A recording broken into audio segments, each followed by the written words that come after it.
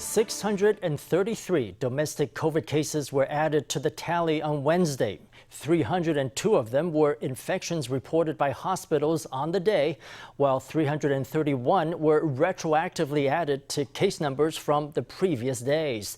Taiwan also reported 11 COVID deaths, a new single-day high, and they involved people between 50 and 79 years old. 7 of them had chronic illnesses. Also on Wednesday, the Central Epidemic Command Center announced new, tougher COVID restrictions. Let's hear from CECC Chief Health Minister Chen Shih-chung. 我们要强化3级的警戒，那陆陆续续有相关一些强化的措施，我们还是会陆续的来公告。 We will reinforce our Level 3 alert. We will gradually introduce strengthened measures and announce them as they come.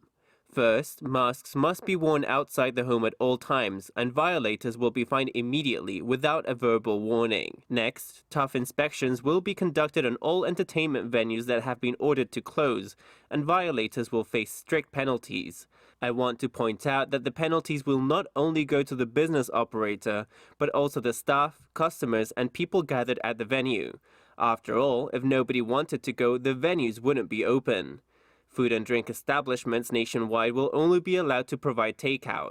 Stores and supermarkets must implement stricter crowd control measures and real name registration. We also call on people to take fewer shopping trips and to buy more things in one go.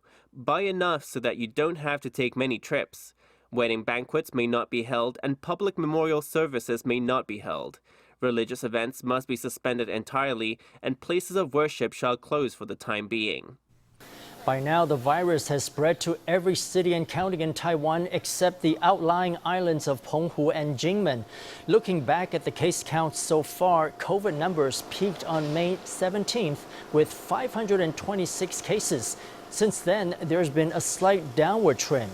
CECC officials say that the outbreak does not appear to be worsening, but whether it's improving remains to be seen.